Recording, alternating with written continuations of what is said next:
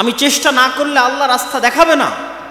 অতএব আমাদের জাতির মুক্তির জন্য কাউকে না দেখে হলে অন্তত আপনার পাশে যারা আছে তাদের দেখে শিখেন, হিন্দুদেরকে দেখে শিখেন। আপনারা তাদের নিয়ে কত হাসি ঠাট্টা করেন, কত মজাক করেন, অথচ পৃথিবীর দ্বিতীয় সিলিকন ভ্যালি হিন্দুরা বেঙ্গলোরে বানায়ছে। আমেরিকাতে একটা সিলিকন ভ্যালি আছে, জ্ঞান বিজ্ঞান প্রযুক্তির সেন্টার, দ্বিতীয়টা হিন্দুরা বানিয়েছে বেঙ্গলোরে, পড়াশোনা করে, জ্ঞান অর্জন করে। অতএব তাদের কিনে ট্রোল করে হাসি ঠাট্টা করে লাভ নেই। আপনারা পড়েন, শিখেন, জ্ঞান অর্জন করেন, টেক্কা দেন পৃথিবীর সাথে, না হলে আমাদেরকে গোলাম থাকতেই হবে। আমি আমার বক্তব্যের সারমর্ম করতে চাই। শুরুতে কি বলেছিলাম মনে আছে? সব হয়তো ভুলে গেছে। শুরুতে বলেছিলাম যে আজকে এখনই 2 বছরের মধ্যে 1 বছরের মধ্যে ভোট করে ক্ষমতায় যেতে হবে, এই চিন্তা বাদ দিয়ে চিন্তা করতে হবে 100 বছর পর ইসলাম বাংলাদেশের ক্ষমতায় আসবে কোনো কম্প্রোমাইজ ছাড়া এবং স্থায়ীভাবে। তার জন্য কি করা লাগবে সেটা করে। 100 বছর পর ইসলাম বাংলাদেশের ক্ষমতায় আসবে উইদাউট এনি কম্প্রোমাইজ এবং স্থায়ীভাবে। তার জন্য কি করা লাগবে? তার জন্য শক্তিশালী প্রতিষ্ঠান লাগবে, শক্তিশালী মিডিয়া লাগবে, শক্তিশালী অর্থনৈতিক প্রতিষ্ঠান লাগবে। সেগুলো প্রতিষ্ঠা করার পিছনে আমাদের সময় এবং শ্রম দিতে হবে। তারপরে কি তুলে ধরেছি? তারপরে আপনাদের সামনে তুলে ধরেছি যে আমাদের ব্যক্তিগত সামাজিক জীবনে ন্যায়পরায়ণতা যদি না থাকে আমরা কখনোই আল্লাহর দয়ায় ক্ষমতায় যেতে পারবো না। অতএব আমাদের ব্যক্তিগত জীবনে কি লাগবে? ন্যায়পরায়ণতা লাগবে। এবং ন্যায়পরায়ণতার উদাহরণ দিতে গিয়ে বলেছি, আমরা আমাদের স্ত্রীদের সাথেও ন্যায়পরায়ণ নই। আপনি জিজ্ঞেস করেন আপনি আপনার স্ত্রীর সাথে ন্যায়পরায়ণ কিনা। আপনার বউকে জিজ্ঞেস করেন সে তার শাশুড়ির সাথে ন্যায়পরায়ণ কিনা। শাশুড়িকে জিজ্ঞেস করেন সে তার বৌমার সাথে ন্যায়পরায়ণ কিনা। সমাজে যত অশান্তি, ফিতনা এবং ফাসাদ বিরাজ করছে তার প্রত্যেকটা কারণ হচ্ছে ন্যায়পরায়ণতা না থাকা। ইসলামী দলে দলে মারামারি, মাদ্রাসায় মাদ্রাসায় মারামারি, হুজুরে হুজুরে মারামারি, এগুলো একটাও ফতোয়ার কারণ নয়, ডাহা মিথ্যা কথা। কোনো ফতোয়ার সমস্যা নাই, ন্যায়পরায়ণতা নাই। হয় দলের আমির জালেম, না হয় মামুর জালেম। হয় দলের আমির মাজলুম, না হয় মামুর মাজলুম। হয় দলের আমির মিথ্যুক, না হয় মামুর মিথ্যুক। হয় মসজিদের সভাপতি জালেম, না হয় মসজিদের ইমাম সাহেব জালেম। হয় মসজিদের সভাপতি মাজলুম, না হয় ইমাম সাহেব মাজলুম। যত জায়গায় সমস্যা আছে প্রত্যেকটা জায়গায় ন্যায়পরায়ণতার অভাব আছে। এই জন্য মুসলমানদের প্র্যাকটিস করতে হবে নিজেদের ব্যক্তি, সমাজ এবং পারিবারিক জীবনে ন্যায়পরায়ণতা প্রতিষ্ঠা করার। 3 নাম্বার কি বলেছি? আমাদেরকে আমাদের দিনের উপর কট্টর হতে হবে এবং কলোনিয়াল মাইন্ড সেট আপ, 190 বছর ব্রিটিশদের যে গোলামি করেছি, ওই গোলামি করতে গিয়ে আমাদের রক্তের মধ্যে ঢুকে গেছে যে যার দাড়ি চাছা সে স্মার্ট, আর যার মুখে দাড়ি আছে সে আনস্মার্ট। এই কলোনিয়াল মাইন্ড সেট আপের মুখে লাথি মারতে হবে, স্বাধীন হতে হবে। যেটা আল্লাহর নবী সেটাই স্মার্ট, যেটা আল্লাহর নবীর নয় সেটা স্মার্ট নয়। এটা যেদিন শক্তভাবে বিশ্বাস করে নেবেন উইথ কনফিডেন্ট এবং উইদাউট এনি কম্প্রোমাইজ, শক্ত আত্মবিশ্বাসের সাথে, সেদিন আপনি স্বাধীন হয়ে গেছেন। সেই দিন পৃথিবীর কোনো শক্তি পৃথিবীতে আপনাকে দমিয়ে রাখতে পারবে না। 4 নাম্বার কি বলেছি? 4 নাম্বার বলেছি আমাদের ছাত্র তরুণ জনতা, তারা যে নেশার মধ্যে, অবৈধ সম্পর্কের মধ্যে, এবং আমাদের মা এবং বোনেরা এবং আমাদের ভাইয়েরা, তাদের মধ্যে দিয়াসাহ মানে শুকুরের চর্বি। শুকুর অপবিত্রতা, অপরিচ্ছন্নতা, নোংরামি পছন্দ করে। শুকুর তার নিজের বিষ্ঠা, নিজের মল চেটে খায়, লজ্জা নাই। এই শুকুরের চর্বিকে বলা হয় দিয়াসাহ। রাসূল সাল্লাল্লাহু আলাইহি ওয়াসাল্লাম বলেছেন, লা ইয়াদখুলুল জান্নাতা দায়ুস, দায়ুস জান্নাতে যাবে না, শুকুর জান্নাতে যাবে না, শুকুরের চর্বি জান্নাতে যাবে না। তো শুকুরের চর্বির সাথে জান্নাতে যাওয়ার কি সম্পর্ক? মানে ওই মানুষ জান্নাতে যাবে না যার রক্ত, যার চর্বি শুকুরের রক্ত শুকুরের চর্বির মতো হয়ে গেছে। কার রক্ত কার চর্বি শুকুরের রক্ত শুকুরের চর্বির মতো হয়ে গেছে? যার পরিবারের মধ্যে বেহায়াই আছে, নির্লজ্জতা আছে, কিন্তু তার অন্তরে কষ্টবোধ নাই, তার অন্তরে দুঃখবোধ নাই, লজ্জাবোধ নাই, সে দায়ুস, সে জান্নাতে যাবে না। আপনি দায়ুস হলে সমস্যা কি? আমি যদি দায়ুস হই তাহলে সবচেয়ে বড় সমস্যা হচ্ছে বাবা দায়ুস বা ভাই দায়ুস তার মেয়ে অথবা তার বোন বেপরদা অবস্থায় চলাফেরা করে, অথবা তার স্ত্রী স্বামী দায়ুস স্ত্রী বেপরদা অবস্থায় চলাফেরা করে, তার অন্তরে কোনো ব্যথা নাই, মানে তার রক্ত শুকুরের রক্ত হয়ে গেছে, এই মানুষ আর ওই বেপরদা যে স্ত্রী, এই দুইজনের ঘরে কখনোই সাহসী পুরুষের জন্ম হবে না। খালিদ বিন ওয়ালিদ, ওমর ইবনুল খাত্তাব, সুলতান মোহাম্মদ ফাতেহের মতো বীর সেনানীর জন্ম হবে না। কি জন্ম হবে? দায়ুস বাবার ঘরে এবং দায়ুস মায়ের ঘরে মেয়েলি পুরুষ সন্তানের জন্ম হবে। বুঝেননি মনে হয়? হিজড়া পুরুষ সন্তানের জন্ম হবে, যার মধ্যে পৌরুষত্ব নাই। পৌরুষত্ব মানে শুধু পুরুষ হওয়া নয়, পৌরুষত্ব মানে সেই সাহসিকতা, সে আত্মমর্যাদা, সে আত্মসম্মান, সেই ব্যক্তিত্ব, সেই পার্সোনালিটি। ওই রকম সন্তান জন্ম হবে না যে পৃথিবীকে নেতৃত্ব দিবে।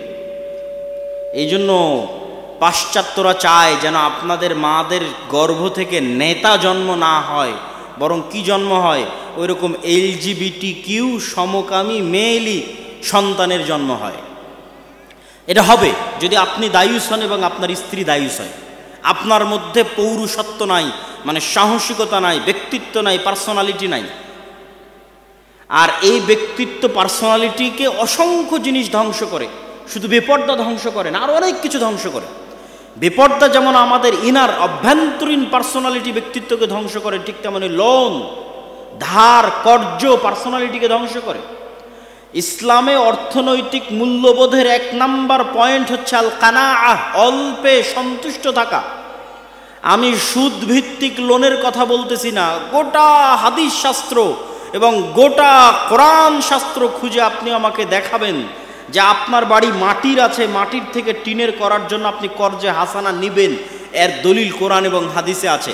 সুদ ভিত্তিক লোনের কথা বলছি না, কর্জে হাসানা। আপনার বাড়ি টিনের আছে, আপনি সেটা পাকা করবেন, তার জন্য সুদে লোন না নিয়ে কর্জে হাসানা সুদমুক্ত লোন নেবেন, এর দলিল কোরআন এবং হাদিসে আছে। আপনার বাড়িতে এসি নাই, এসি কিনবেন, ফ্রিজ নাই, ফ্রিজ কিনবেন, মোটর সাইকেল নাই, মোটর সাইকেল কিনবেন, তার জন্য সুদভিত্তিক লোন বহু পরের কথা। আপনি কর্জে হাসানা সুদ ছাড়াই ভাই বোন আত্মীয় স্বজনের কাছে লোন নেবেন, এর কোনো দলিল আপনি কোরআন এবং হাদিস থেকে আমাকে দেখাতে পারবেন না। তাহলে কর্জে হাসানা কখন নেবেন? সুদভিত্তিক লোন বহু পরের কথা। কর্জে হাসানা কখন নেবেন? যখন মরে যাচ্ছেন, অপারেশন থিয়েটারে আছেন, টাকা নাই, অপারেশন না হলে, টাকা না ব্যবস্থা করতে পারলে ছেলে মারা যাবে, তখন কর্জে হাসানা চাইতে পারবে। আমি যদি বুঝাতে না পারি তাহলে এটা আমার ব্যর্থতা। কেন? আপনি সুদ ভিত্তিক লোন বহু পরে, আপনি আরেকজনের কাছে আজ চাইতে গেলেন, ভাই আমাকে 5,000 টাকা ধার দাও, আমি হচ্ছি মাটির বাড়ি ভেঙে টিনের বাড়ি করতেছি, 5,000 টাকা আপনাকে ধার দিল, পরের দিন আপনি সেই টাকা পরিশোধ করতে পারলেন না, আপনার অন্তরে খারাপ লাগতেছে, পরিশোধ করতে পারতেছেন না, তারপরের দিন মিথ্যার আশ্রয় নেবেন, নেবেন না? নেবেন না? মিথ্যার আশ্রয় নেবেন না? নেবেন না? মিথ্যার আশ্রয় নেবেন। যেই দিন থেকে মিথ্যা বলা শুরু করলেন, ওই দিন থেকে আপনার ব্যক্তিত্ব নষ্ট হয়ে গেল, আপনার পৌরুষত্ব নষ্ট হয়ে গেল, আপনার আত্মমর্যাদা, আত্মসম্মান নষ্ট হয়ে গেল। আপনি এখন আর পূর্ণ মুসলিম থাকতে পারবেন না, আপনি বিক্রি হয়ে গেছেন, মুনাফিক হয়ে গেছেন। পরের দিন আপনার ছেলেকে মিথ্যা বলা শিখাবেন, তারপরের দিন আপনার বউকে মিথ্যা বলা শিখাবেন, পুরো পরিবার মিলে বেহায়া হয়ে যাবে, পুরো পরিবার মিলে আত্মমর্যাদাহীন, ব্যক্তিত্বহীন, থার্ড ক্লাস পরিবারে পরিণত হয়ে যাবে। সুতরাং ওই পরিবার থেকে বীর মুজাহিদের জন্ম হবে না, বীর সাহসী পুরুষের জন্ম হবে না। কেন? মিথ্যার আশ্রয় নিচ্ছে পুরো ফ্যামিলি।